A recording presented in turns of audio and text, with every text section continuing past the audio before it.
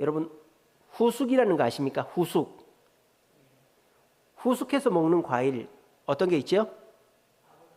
네? 맞아요. 아보카도. 또 바나나. 그죠? 요즘은 이제 바나나를 마트에 가서 노란 거를 삽니다만은 옛날에는 바나나가 파란 게 많았죠.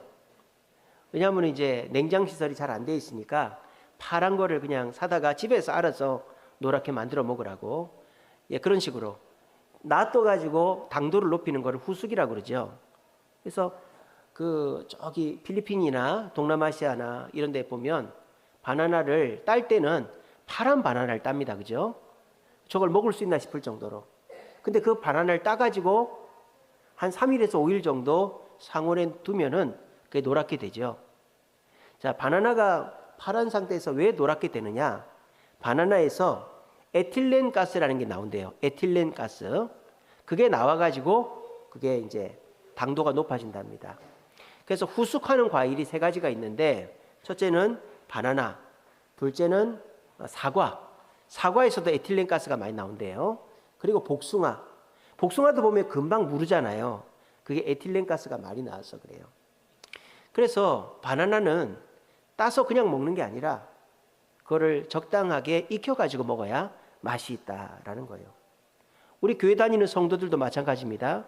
저와 여러분들이 교회 다닌다고 다 신앙적으로 성숙한 사람이 아니에요. 우리가 성숙해지려면 바나나가 후숙을 거치듯이 일정한 기간을 거쳐야만 성숙해진다라는 거예요.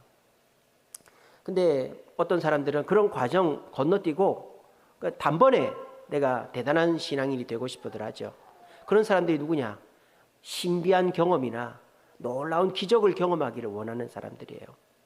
신비주의 신앙을 가진 사람들은 이제 뭔가 내가 기적을 경험해가지고 예수를 믿겠다 이러는 분들이죠. 뭐 기적을 경험해서 예수를 믿으면 좋죠. 근데 그 사람은 그 기적이 항상 일어나야지만 그 신앙이 유지가 되는 거예요. 근데 기적이 항상 일어날 수가 있습니까? 없지 않습니까? 하나님께서 기적을 주셔야 기적이 일어나는 거죠. 근데 신비주의에 빠진 성도들 보면은요, 항상 그런 기적이 일어나는 줄 알아요. 근데 그런 기적이 안 일어난다. 그럼 교회를 옮기는 거예요. 이 교회는 하나님 역사를 안 하시네. 저 목사님은 능력이 없네. 그래서 이제 신비주의에 빠진 성도들이 어떤 식으로 하느냐? 어떤 교회를 다니다가 이제 어느 교회로 옮깁니다. 근데 그 교회를 다녀보니까 기적이 없어요. 그럼 어떻게 할까요? 어떻게 할까요? 다른 교회로 옮기겠죠? 그럼 다른 교회 갔어요. 그럼 그 교회도 뭐 좋은 것도 있겠지만은 자기 마음에 안 드는 게 있겠죠? 그럼 또 어떻게 될까요? 또 옮기겠죠? 그러면 또 옮긴 교회 좋은 것도 있겠지만 마음에 안 드는 게 있겠죠? 그럼 또 어떻게 할까요? 또 옮기겠죠? 그러면 옮기는 횟수가 많아질수록 그 교회에 머무는 기간이 짧아질까요? 줄어들까요? 길어질까요? 짧아질까요? 짧아지죠. 네, 제가 그런 걸 봤어요. 그래서 이제 어떤 그 신비주의 예언, 방언, 신유 뭐 이런 거 통변하는 교회 찾아다니는 분 보면은 서울에 있는 교회 다니다가 부천에 있는 교회 다니고, 부천에 있는 교회 다니다가 인천에 있는 교회 다니고 대전까지 내려가는 분 봤습니다. 매주일 서울 사는데 대전까지 내려가요. 그런데 뭐 이 교회는 이렇네 저렇네, 이 목사님은 능력이 없네. 이게 뭐냐면 신앙의 성숙을 한 번의 경험으로 이루려고 하는 욕심이 그렇게 신앙을 아예 다 망가뜨려 버리는 것입니다. 신앙을 어떻게 하면 성숙할 수 있을까요? 신비한 것으로 성숙하는 게 아닙니다. 디모데전서 4장 5절입니다. 말씀과 기도로 거룩하여진다 그랬어요. 말씀과 기도로 거룩하여진다는 말은 뭐냐? 노력을 해야 신앙은 성숙한다라는 것입니다. 그러면 우리 신앙이 꼭 성숙을 해야 되냐? 그냥 내가 교회만 다니고 내가 교회에서 해라는 거 기본적인 것만 하면 되지, 꼭 내가 제자가 돼야 되고 내가 전도자가 돼야 되고 내가 꼭 뭐 직분을 맡아야 되는가? 여러분들이 이런 함정에 빠지기 쉽습니다. 이게 뭐냐면은 이렇게 뭡니까? 하향 평준화 되는 거죠. 하향 평준화. 그러니까 나보다 신앙생활 열심히 하는 사람을 보는 게 아니고 옆에 있는 사람 보는 거죠. 그러면서 저 정도만 하면 되지 뭐, 이런 생각에 빠져버리는 경우들이 있다라는 거예요. 그래서 하향 평준화가 되는 분들은 어떻게 되느냐? 오늘 14절에 나와요. 14절에 뭐라고 되어 있습니까? 사람의 속임수와 간사한 유혹에 빠져 온갖 교훈의 풍조에 밀려 요동하게 된다고 그랬어요. 그러니까 우리가 신앙의 성숙을 이루지 않으면 어린아이 신앙인이 되는데, 그러면 속임수와 유혹에 빠져가지고 흔들리는 신앙생활을 할 수밖에 없다는 거예요. 그래서 우리가 신앙이 성장하면 자유와 승리와 평안을 누리지만 어린아이 신앙을 가지면 불평과 패배와 불안 속에서 신앙생활 재미없게 할 수밖에 없다는 것입니다. 신앙의 성숙은 한 번에 이루어지지 않습니다. 내가 병이 나았다고, 내가 뭐 방언을 했다고, 내가 뭐 기적을 경험했다고, 기도해서 뭐 합격을 했다고, 그런 거가 우리 신앙을 한 번에 끌어올려 주는 게 아니에요. 신앙의 성숙은 말씀과 기도로 거룩하여 지듯이 꾸준히 노력을 해야 되는 거예요. 근데 그 신앙의 성숙을 위해서 노력을 멈추는 순간 그 사람은 성숙이 아니라 퇴보해버린다라는 겁니다. 우리 전에 임재영 목사님 오셔가지고 설교하셨잖아요. 소방관 하시다가 15년 소방관 하시다가 목사 하시는 분, 그 임재영 목사님이 불의 3요소 말씀하시잖아요. 불의 3요소. 첫째는 산소, 둘째는 연료, 셋째는 불꽃. 이 불의 3요소가 다 있어야 불이 탄다 그랬죠. 근데 이 중에서 하나라도 빠져버리면 불이 꺼져버리죠. 불꽃도 있고 나무도 있는데 이 담요 같은 걸 덮어서 산소를 차단하면 불이 꺼져버리죠. 또 산소도 있고 불꽃도 있는데 나무를 안 넣어주면 불이 꺼져버리죠. 그리고 나무도 있고 산소도 있는데 불꽃이 없으면 불이 붙질 않죠. 이런 것처럼 계속 불이 붙을 수 있도록 뭔가를 넣어줘야 되는 거예요. 우리 신앙도 마찬가지입니다. 내가 이 정도면 됐다. 내가 수련회도 갈 만큼 갔고, 내가 은혜도 받았고, 응답도 받았고, 이 정도면 내 신앙 됐지 뭐. 그러면 어떻게 될까요? 그때서부터 신앙은 꺼지기 시작한다. 우리가 이런 강가에 가보면, 시냇가에 가보면 오리들이 가만히 떠 있는 것 같지만 그 시냇물에 떠내려가지 않으려고 계속 발을 버둥버둥 하잖아요. 아무리 큰 물고기도요, 죽은 물고기는 떠내려가요. 하지만은 조그마한 송사리도 살아있으면 물길을 거슬러 가는 거예요. 여러분들은 살아있는 성도입니까? 아니면 죽어있는 성도입니까? 여러분들은 노력해서 성숙을 향해 나아가는 성도입니까? 아니면은 가만히 있어서 퇴보하는 성도들입니까? 여러분, 이거는 중간은 없습니다. 내가 옛날에 뭐 은혜도 받고 봉사도 하고 전도도 많이 하고 했기 때문에 내 신앙은 성숙해서, 물론 그때는 성숙했을지 몰라요. 하지만 그 신앙이 노력하지 않으면 그 이후로부터 계속 퇴보하게 된다는 겁니다. 신앙이 성숙을 하려면 어떻게 된다? 한 번에 기적을 경험하고 한 번에 뭐 기도 가고 금식하고 이렇게 안 하더라도 꾸준히 이렇게 수요기도에도 나오고 새벽기도도 한 번씩 나오고 또 주일 예배 또 전도도 가끔씩 하고 이렇게 꾸준히 어제보다 오늘, 올해보다 내년 이런 식으로 꾸준히 뭔가를 신앙의 횟수나 노력을 늘려갈 때 우리 신앙은 퇴보가 아니라 성숙하게 된다라는 것입니다. 오늘 이 자리에 계신 분들, 혹여나 내가 옛날에 믿음이 좋았고 옛날에 은혜를 받았고 옛날에 내가 한가락 했으니까 내 신앙은 성숙한 신앙이야, 또는 내가 신앙생활 30년 40년 했는데 이 정도면 내가 성숙한 신앙이지, 혹시라도 이런 생각 가지고 계시다면 그 생각 자체가 우리 신앙을 퇴보시키는 거예요. 오늘 이 시간에 내가 신앙생활을 50년, 뭐 모태신앙이신 분들 여기 70 넘은 분들은 76, 76년 동안 신앙생활 한 거 아니에요? 내가 76년 동안 신앙생활 했어도 내가 2026년도 1월 달부터 새벽기도 안 나오고 또 성경 안 읽고 내가 뭐 하나님 앞에 해야 될 거 안 했다면 내 신앙은 그때서부터 퇴보했다라고 생각하시고, 그 상어나 이런 물고기는 끊임없이 움직이지 않으면 가라앉아 죽는다 그러잖아요. 상어는 마찬가지로 우리도 끊임없이 신앙의 성숙을 위해서 말씀과 기도로 거룩하여지는 노력을 하지 않으면 우리는 머무는 것이 아니라 퇴보할 수밖에 없다는 사실을 기억하시고 신앙의 성숙을 위해 끊임없이 노력할 수 있는 저와 여러분들 되시기를 간절히 바랍니다. 자, 그러면 신앙의 성숙은 어떻게 이룰 수 있는가? 어떻게 노력해야 되는가? 오늘 성경에 세 가지로 나옵니다. 첫째는요, 우리 13절에 보시면 이렇게 되어 있죠. 우리가 다 하나님의 아들을 믿는 것과 이렇게 되어 있습니다. 우리가 신앙이 성숙하려면 어떻게 된다? 올바른 믿음을 가져야 된다는 거예요. 올바른 믿음. 올바른 믿음은 뭡니까?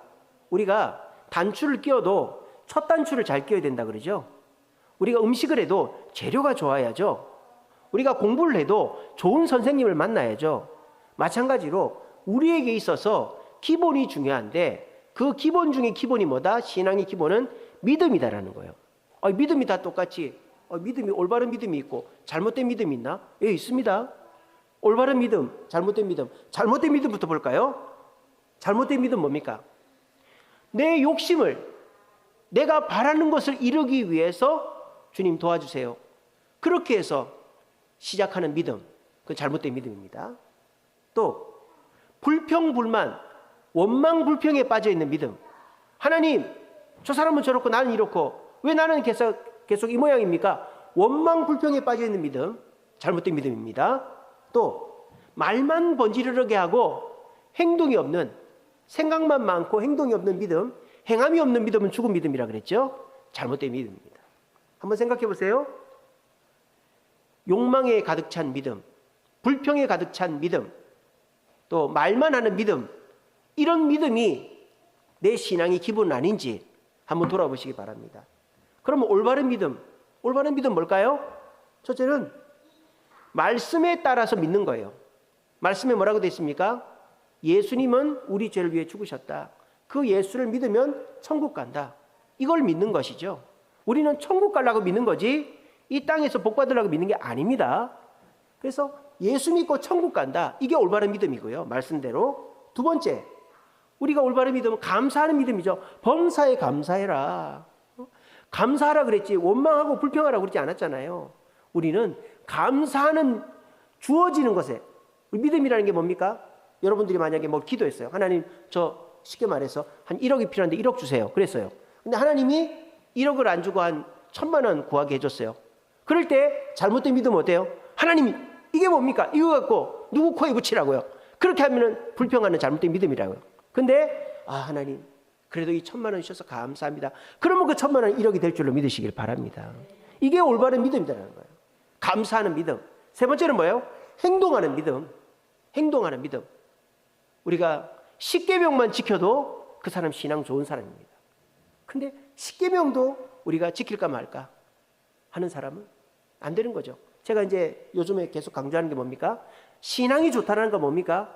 내가 하고 싶은 게 있지만은 하나님이 싫어하시기 때문에 안 하는 것들이 하나 둘씩 늘어가면 그 사람은 신앙이 좋은 거예요. 근데 하나님이 하라는 거를 분명히 알고 있는데 하나님 이번만 눈 감아주세요. 하나님 이거 내가 어쩔 수가 없네요. 남들도 다 아는데요. 그러면서 내 마음대로 하는 그 사람은 신앙이 점점 이제 나약해지는 사람이다. 여러분, 올바른 믿음은 성경대로 선국과 은혜를 사모하는 믿음이 올바른 믿음이고, 주어진 것에, 하나님 믿어서 주어진 것에 어떻든 간에 감사하는 것이 올바른 믿음이고, 하나님의 말씀대로 순종하고 행동하는 것이 올바른 믿음이다. 그 믿음을 가지고 행동을 하면서 어떻게 해야 되느냐? 내 믿음을 자꾸 돌아봐야 되는 거예요. 자꾸 돌아봐야 돼요.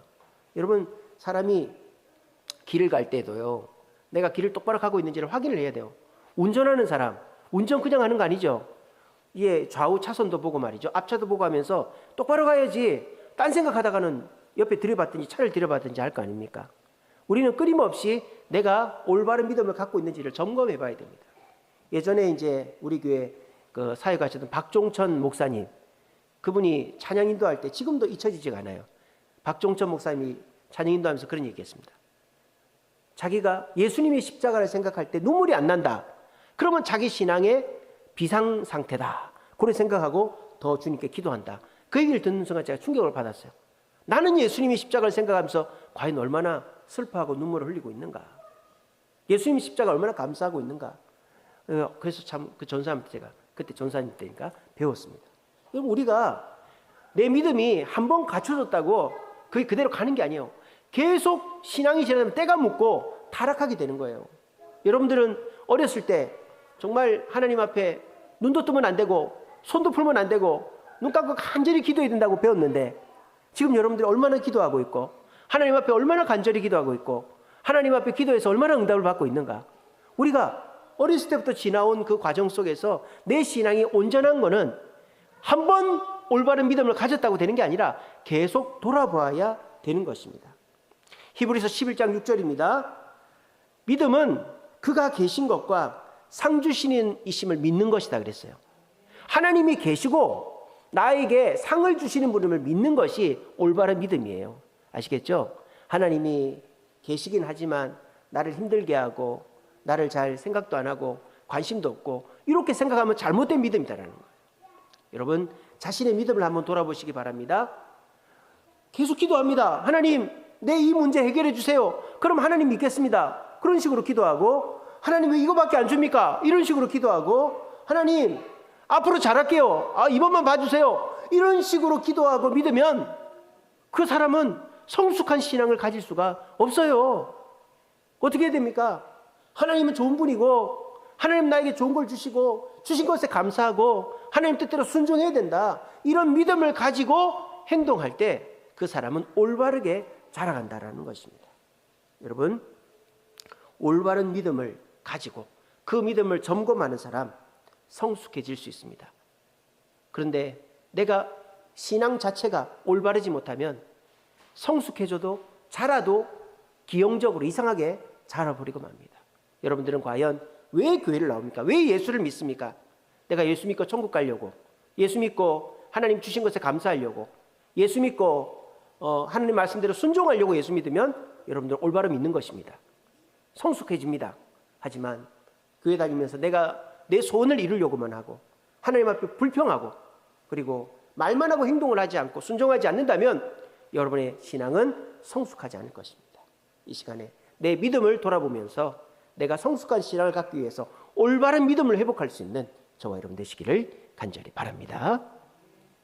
두 번째로 우리가 성숙한 믿음을 가지려면 어떻게 해야 되느냐? 13절 뒤에 뭐라고 되어 있습니까? 하나님의 아들을 아는 일에 하나가 되어야 된다. 하나님의 아들을 아는 일, 우리가 하나님을 알아야 된다 이 말이에요. 그러면 뭐 머리로만 아는 걸 말하냐? 여러분 하나님 누군지 알죠? 예수님 누군지 알죠? 예, 그런 걸 얘기하는 게 여기서 아는 일이라는 거는 그 헬라어로 에피그노시스라고 그래요. 에피그노시스. 이건 뭐냐? 체험적인 지식을 말하는 거예요. 체험적인 지식. 머리로만 아는 게 아니라 내가 머리로 아는 거를 손발로 해가지고 체험을 해서 얻는 지식을 에피그노시스라고 하는 거예요. 대학에서 배우는 거는 그냥 머리로만 배우는 거죠. 근데 그거를 회사에 가가지고 직접 손발로 해서 경력을 쌓아야 인정을 받는 것이죠. 요즘에 서울대 나오고 연구대 나온 사람보다 그 실무를 경험한 경력직을 더 우선한다고 그러더라고요. 그만큼 우리가 체험적인 지식, 체험적인 경험이 있는 자가 중요한 거죠. 신앙생활도 마찬가지예요. 요즘 성도들은 다 똑똑합니다. 모르는 사람이 없어요. 성경을 얼마나 잘 아는지 유튜브 틀면은 유명한 목사님들 설교 다 나옵니다. 근데 과연 그게 내 말씀이고 그 말씀대로 내가 살아가지고 내가 하나님을 만났냐 이 말이에요. 여러분들 새롭게 하소서 뭐 이런 거 간증 듣는 거 좋아하시죠? 그 간증 듣고 좋아하면 뭐합니까? 그게 내 하나님으로 내가 느껴본 적이 없으면 아무짝에도 쓸모가 없는 것인데, 내가 말씀을 듣고 그 말씀대로 실천을 해서 내 하나님을 느끼고 체험하고 간증을 듣고 내가 그 간증대로 실천해가지고 하나님이 나에게 그렇게 역사하신 것을 체험해야지만 그 사람의 신앙은 성숙해진다는 거예요. 여러분, 아브라함이, 제가 지난번 설교했습니다. 아브라함이 이집트 내려간 거 100% 잘못한 것이죠. 근데 아브라함이 이집트를 내려갔기 때문에 깨달은 게 있다고 그랬죠. 어떤 걸 깨달았다고요? 하나님은 왕보다, 바로 왕보다 높은 분이구나. 하나님은 자기가 사랑하는 자는 반드시 지키시는구나.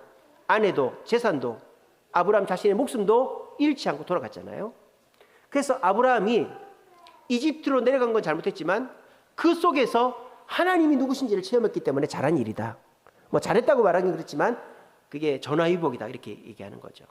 또 신약 성경에도 보면요, 제자들이 갈릴리 바다에 배를 타고 갔는데 풍랑이 일어가지고 배가 뒤집히게 생긴 거예요. 그때 제자들이 뭐라고 합니까? 예수님을 막 깨우죠. 예수님 우리를 살려달라고. 근데 예수님이 풍랑을 잠잠케 하십니다. 그걸 보고 제자들이 깜짝 놀라죠. 아, 예수님은 풍랑도 잠잠케 하는 분이구나. 체험을 한 것이죠. 자, 아브라함은요, 하나님이 본토 친척 아비 집을 떠나 내가 지시할 땅으로 가라, 그 말만 듣고 왔어요. 하나님이 누군지는 체험하지를 않았어요. 근데 이집트에 내려가서 바로왕보다 높은 하나님, 끝까지 약속을 지키고 자기 백성을 지키신 하나님을 체험하고 난 다음부터는 하나님을 떠나지 않습니다. 그래서 어떻게 합니까? 롯과 갈라질 때 롯은 소돔으로 갔지만 아브라함은 헤브론에 남았잖아요. 왜? 하나님과 함께하는 게 더 이익이라 생각했기 때문에. 제자들도 어떻게 합니까? 제자들도 물론 예수님 십자가 달릴 때는 다 도망쳤지만은 예수님 부활하시고 성령이 올 때까지 기다리라고 그랬잖아요. 그래서 어떻게 합니까? 제자들이 도망가지 않고 마가윤의 다락방 기다려서 성령을 받지 않습니까? 이처럼 우리가 머리로 아는 것으로 끝나는 게 아니라 예수님을 체험해야지만 그 체험의 신앙으로 우리 신앙은 성숙해 가는 거예요. 아, 목사님, 그러면 그거는 뭐 신비주의적인 신앙 아닙니까? 뭐 자꾸 뭐 체험을 해야 된다. 그렇게 말하면은 우리가 신앙생활을 자꾸 뭐 율법주의적이고 막 그렇게 사람을 강요하는 신앙 되는 거 아닙니까? 여러분, 그렇게 얘기하시는 분들은 핑계대고 변명되는 것입니다. 왜? 노력하기 싫으니까. 여러분, 우리가 하나님을 체험하는 방법은 한 번에 되는 것도 아니고요, 쉬운 방법으로 되는 것도 아닙니다. 하나님이 정해놓은 길로 내가 뭘 정해놓고 내가 뭔가를 해서 되는 게 아니라 하나님이 밀어넣는 곳에 내가 들어가는 거예요. 그리고 거기에서 내가 하나님만 붙잡고 하나님 살려달라고 매달릴 때 체험하게 되는 거예요. 이렇게 해야만 우리 신앙이 체험되는 것인데, 그런 체험을 율법주의적이다 뭐 이런 식으로 매도한다면 그 사람의 신앙 자체가 잘못된 것이죠. 여러분, 베드로전서 5장 7절입니다. 염려를 맡겨버리라, 그가 돌보시니라. 그런 말씀이 있습니다. 여러분, 염려가 있으십니까? 걱정이 있습니까? 사람 찾지 마시고 하나님께 맡겨버리시기 바랍니다. 제가 누누이 강조하는 예화 있지 않습니까? 어떤 사람이 절벽에서 나무 뿌리 잡고 살려주세요, 살려주세요 하고 있는데 하나님께서 그 밑에다가 손을 딱 대고는 그 나무 뿌리를 나으라으라으라으 그랬더니 그 사람이 뭐라 그랬다고요? 다른 사람 없어요, 다른 사람 없어요. 여러분들 지금 그러고 있지 않습니까? 하나님께서 여러분들한테 말씀한 게 분명히 있는데 내 생각과 다르다고 다른 사람을 찾지 마세요. 하나님이 밀어놓은 그곳에서 하나님을 찾으세요. 하나님께 무릎 꿇으세요. 하나님의 뜻에 순종하세요. 그때 하나님이 내 눈에 나타나는 거예요. 그러면 어떻게 됩니까? 점점 사람이나 세상을 의지하던 내가 하나님께 더 가까워져서 하나님 없이는 못 사는 존재가 되어져 버리고 마는 것입니다. 여러분, 사람은요, 냉정한 존재예요. 계산적인 존재입니다. 내게 이익이 되면 따르고 이익이 안 되면 안 따라요. 신앙생활 어찌어찌 교회는 나오고 할 수는 있죠. 근데 딱 정해놓은 만큼만 하는 거예요. 나는 주일 예배만 나가겠다, 나는 주일 헌금만 하겠다, 나는 뭐 이것만 봉사하겠다. 그런 사람은 신앙이 성숙할 수가 없어요. 정해놓은 것만 하니까. 어떻게 성숙할 수 있을까요? 하나님께서 나를 밀어넣는 곳에 들어가야 되는 것이죠. 요셉이 어떻게 해서 총리가 됐습니까? 하나님이 이집트로 밀어넣었어요. 요셉이 이집트에 종으로 가고 싶었겠어요? 가기 싫죠. 하지만 하나님 밀어넣는 것에 원망 불평하지 않고 순종하니까 요셉은 총리가 될 수 있었던 거예요. 하나님을 체험한 것이죠. 오늘 자리에 계신 분들도 하나님께서 여러분들을 자꾸 내가 원치 않는 길로 자꾸 끌고 가신다면 거부하지 마시고, 나는 못하겠다고 그렇게 하지 마시고 거기에 순종하시고 따라가시기 바랍니다. 그렇게 하나님의 길에 따라가서 에피그노시스, 체험적인 신앙을 경험하게 되면 주변 사람들은 하나님 다 버려도 여러분들은 하나님 좋다는 거 알기 때문에 하나님 곁을 떠나지 않게 될 것입니다. 염려를 주님께 맡기면 주님 반드시 책임지십니다. 이 사실 기억하시고 주님께 맡기시고 주님의 살아계심을 체험함으로 성숙한 성도 되시기를 간절히 바랍니다. 마지막 세 번째로 성숙해질 수 있는 방법은 15절에 나옵니다. 15절에 뭐라고 되어 있습니까? 오직 사랑 안에서 참된 것을 하여 범사에게 그에게까지 자라라, 그렇게 되어 있어요.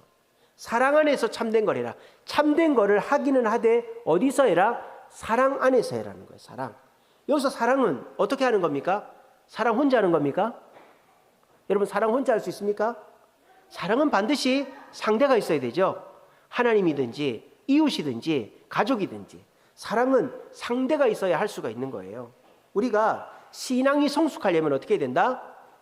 예수님처럼 남을 사랑해야 성숙한다는 거예요. 여러분들이 어떻게 하면 부모가 될 수 있을까요? 아버지 어머니처럼 자식을 키워봐야 부모가 될 수 있는 것이죠. 어떻게 해야 선생님이 될 수 있을까요?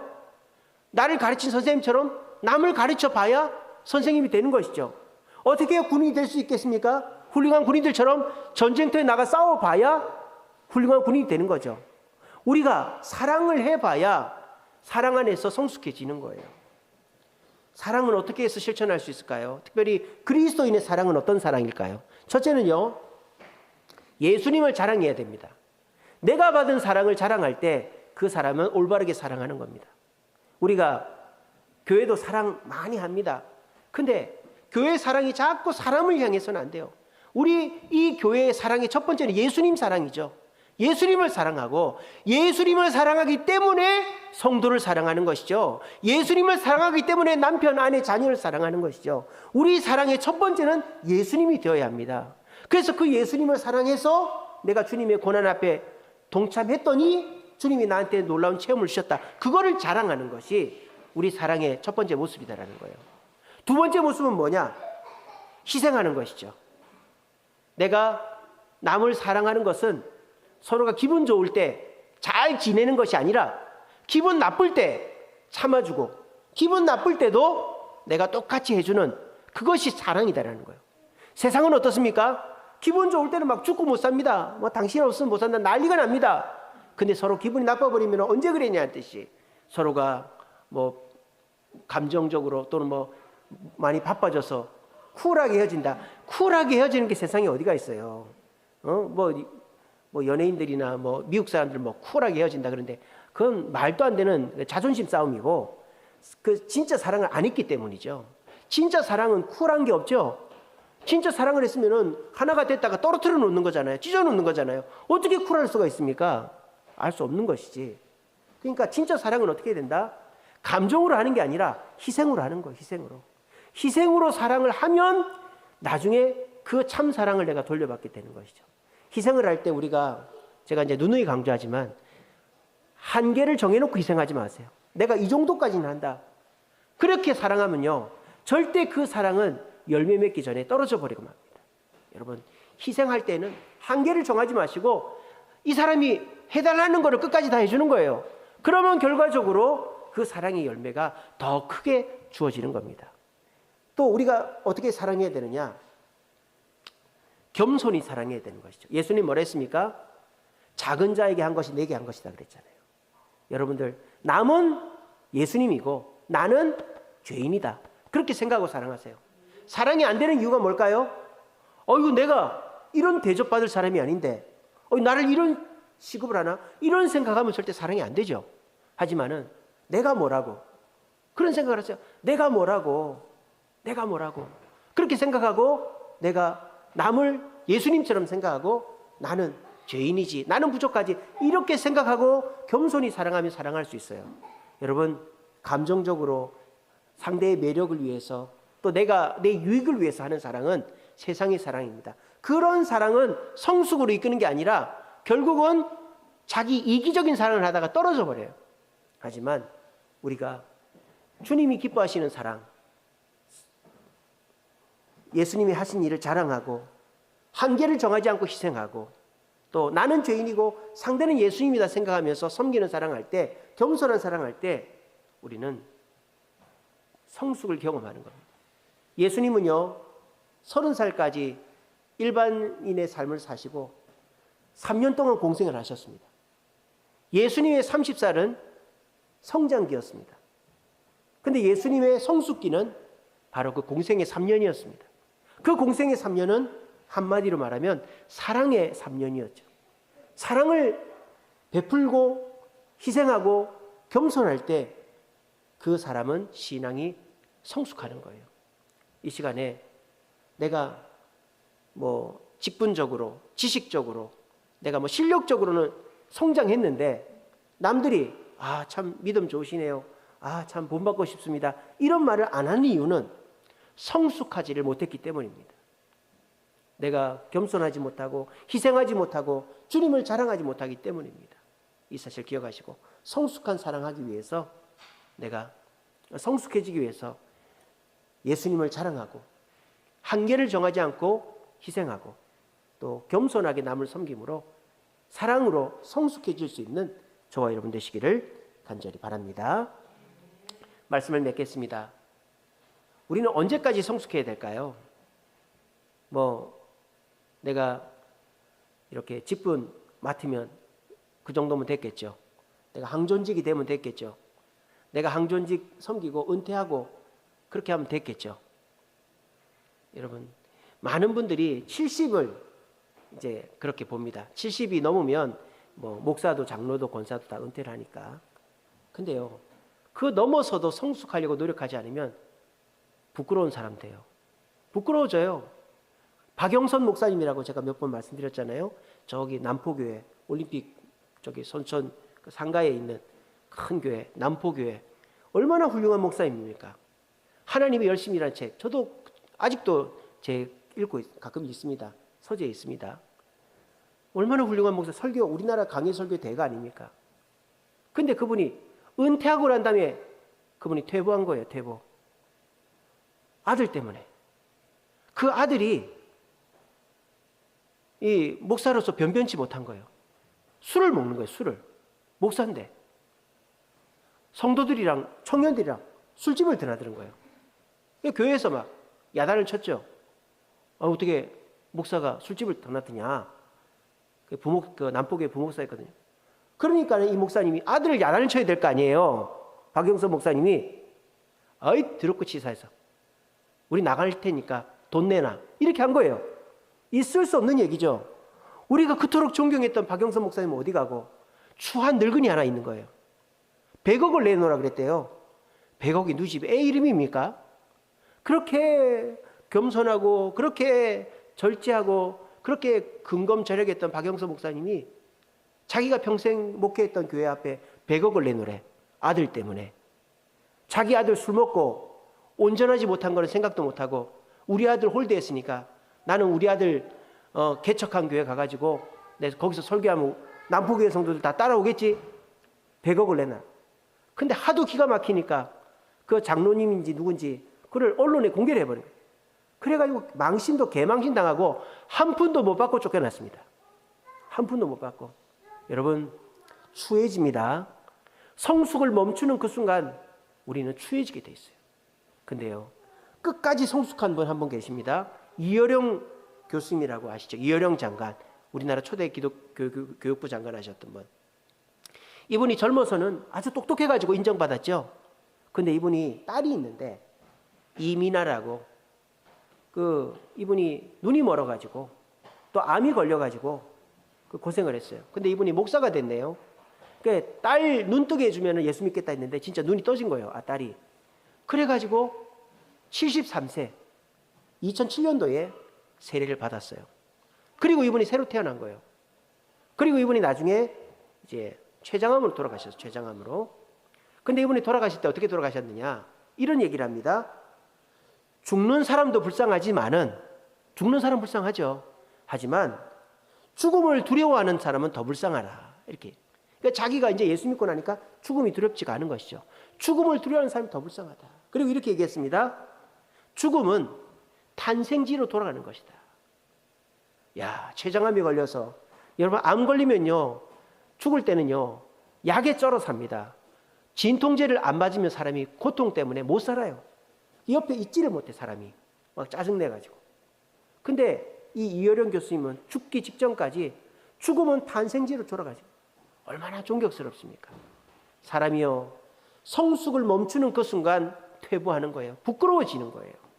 저도 제가 신대원 갈 때 목사가 되면 하나님 앞에 정직하고 바라야지 그러면서 제가 그때 신대원 가기 전에 컴퓨터에 한글이나 파워포인트나 뭐 포토샵이나 이런 거를 불법으로 깔아놨었어요.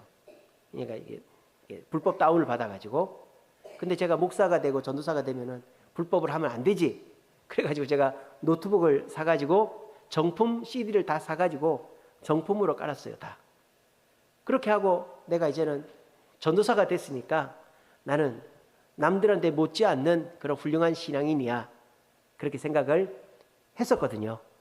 근데 이게 웬걸, 전도사가 돼도 옛 습관 그대로 있고 부끄러운 게 계속 드러나는 거예요.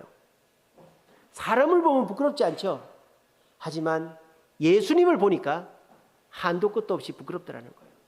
그래서 지금도 제 자신을 돌아볼 때 내가 이 정도면 됐다라는 생각이 있는 게 아니라 주님 앞에 나는 참 부끄럽구나, 이런 생각을 하고 있습니다. 여러분, 겸손하지 않으면 퇴보합니다. 왜? 성숙을 멈춰버리니까. 여러분들은 이 정도면 됐다라고 생각하십니까? 아니면 예수님 바라볼 때 나는 아직도 부족하다라고 생각하십니까? 여러분, 우리는 성숙을 향해 나아가야지 멈춰버리면 박영서 목사님처럼 말년에 부끄러운 사람 돼버리는 거예요. 우리 모두 내가 나다, 내가 이 정도면 됐다, 이런 생각하지 마시고 내가 아직도 부족하지 라는 마음 가운데서 예수님 바라보시면서 주님 닮아가심으로 퇴보하지 않고 성숙하여 이어령 교수님처럼 끝에 가서 부끄럽지 않고 남들이 존경할 만한 그런 사람 될 수 있는 저와 여러분들 되시기를 간절히 바랍니다.